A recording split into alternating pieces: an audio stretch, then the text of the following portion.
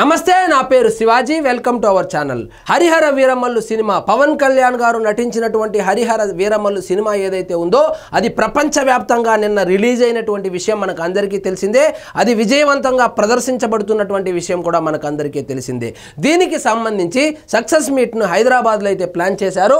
ఈ సక్సెస్ మీట్లో ఆంధ్రప్రదేశ్ ఉప ముఖ్యమంత్రి గారైనటువంటి పవన్ కళ్యాణ్ గారు కూడా పాల్గొనడం జరిగింది. ఈ సక్సెస్ మీట్లో ఆయన వైఎస్ఆర్సీపీ వాళ్ళు చేస్తున్నటువంటి బాయ్కాట్ హరిహర వీరమల్లు గురించి కూడా స్పందించడం జరిగింది. బాయ్కాట్ అనే బదులు ఏదైనా పని చేసుకొని బతకచ్చు కదా, లేకపోతే ఏదైనా పనికొచ్చే పని చేయొచ్చు కదా. బాయ్కాట్ అంటున్నారు. ఇదేమన్నా క్విట్ ఇండియా ఉద్యమమా?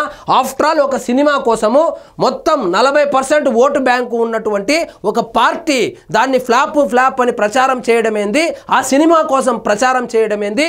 ఎలాగో మేము ప్రచారాలు సరిగ్గా చేయలేదు కాబట్టి వాళ్ళ ప్రచారాలు మాకు ఉపయోగపడుతుంది అనేటువంటి అర్థం వచ్చేటట్లు కూడా చెప్పుకొచ్చారు. కొంతమంది మా సినిమాని బాయ్కాట్ చేస్తామంటున్నారు. వారికి అంత భయం ఎందుకు? అలాంటి వారికి నేను ఇచ్చే సమాధానం ఒకటే, బాయ్కాట్ చేసుకుంటే చేసుకోండి. ఇదేమన్నా క్విట్ ఇండియా ఉద్యమమా? ఇలాంటి తాటాకు చెప్పులకు నేను బెదరను. నేను ఈ రోజు ఇంత బలంగా ఉన్నానంటే అందుకు నా అభిమానులే కారణము. బాయ్కాట్నా చేసుకోండి, సినిమా చూస్తే చూడండి, చూడకపోతే పోండి. అంతేగాని మీకు సినిమాను ఆపే అంత సినిమా మీకు లేదు కాబట్టి ఏదైనా పనికొచ్చే పని చేయండి, పార్టీకి పనికొచ్చే పని చేసుకోండి. కానీ ఎవరైతే నెగిటివ్ ప్రాపగండా చేస్తున్నారో వాళ్ళను అభిమానులు ఎవరైతే ఉన్నారో వాళ్ళు ధీటుగా తిప్పికొట్టండి అని చెప్పారు. దాంట్లో కూడా వీళ్ళు ద్వందార్థం తీసి ఏం చెప్తున్నారంటే పవన్ కళ్యాణ్ గారు దాడులు చేయమంటున్నారంట. పవన్ కళ్యాణ్ గారు కాదు దాడులు చేయమనింది, జగన్మోహన్ రెడ్డి గారే సాక్షాత్తు ప్రెస్ మీట్ పెట్టి మేము అధికారంలోకి వస్తే రప్ప అని కోస్తామని చెప్పింది జగన్మోహన్ రెడ్డి గారు.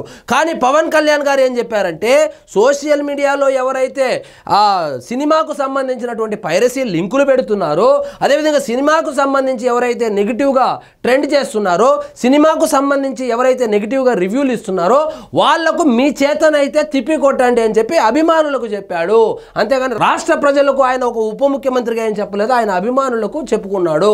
ఇక్కడ చూడండి, ఈ కార్యక్రమంలో పవన్ కళ్యాణ్ మాట్లాడుతూ సినిమా జయాపై జయాలను నేను పట్టించుకోను, ఏ రంగంలోనైనా మన సామర్థ్యాన్ని మెరుగుపరుచుకునే అవకాశం ఉంటుంది. ఈ కథను మొదట క్రిష్ ఏఎం రత్నం నా దగ్గరకు తీసుకొచ్చినప్పుడు ఎలా చేయగలమనే సందేహం ఉంది. ఇక సినిమాల గురించి అయితే చెప్పుకొచ్చారు. ఇక ఫైనల్గా ఆయన ఏం చెప్పారంటే బాయ్కాట్ కాకపోతే ఇంకేమైనా చేసుకోండి, మేమైతే భయపడేటువంటి ప్రశ్నే లేదు.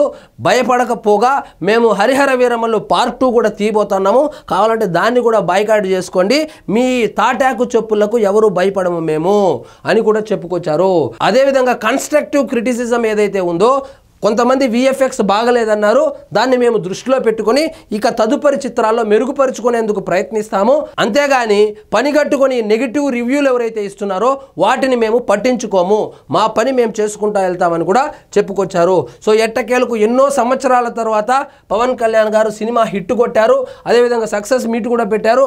ఆ మీట్లో వైఎస్ఆర్సీపీ పార్టీని ఉద్దేశించి కూడా మాట్లాడాడు, వారి కార్యకర్తలను ఉద్దేశించి కూడా మాట్లాడారు. సిగ్గు లేకుండా ఈ వైఎస్ఆర్సీపీ వాళ్ళు ఎలా తయారయ్యారంటే పార్టీని గాలి కొదిలేసి ఏకంగా మంత్రిగా చేసినటువంటి ఒక మాజీ మంత్రి అయినటువంటి అంబటి రాంబాబు గారు సినిమా రివ్యూ అని చెప్పి యూట్యూబర్గా అవతారం ఎత్తి యూట్యూబ్లో సినిమా రివ్యూ కూడా పెట్టడం జరిగింది. అదేవిధంగా గత వారం రోజులుగా వైఎస్ఆర్సీపీ కార్యకర్తలు ఎవరైతే ఉన్నారో వాళ్ళు పార్టీని పక్కన పెట్టి కేవలం పవన్ కళ్యాణ్ గారి కోసము, హరిహర వీరమల్లు కోసము నెగిటివ్ ట్రెండ్ చేయడానికి, సినిమాకు బ్యాడ్ టాక్ స్ప్రెడ్ చేయడానికే కేటాయించారంటే ఎంత ఖాళీగా ఉన్నారో మీరే ఊహించుకోండి. కాబట్టి మీ తాటాకు చెప్పులకు నేను భయపడే ప్రసక్తే లేదు, ఇవన్నీ తెలిసే నేను రాజకీయాల్లోకి వచ్చాను అని చెప్పి చెప్పుకొచ్చారు.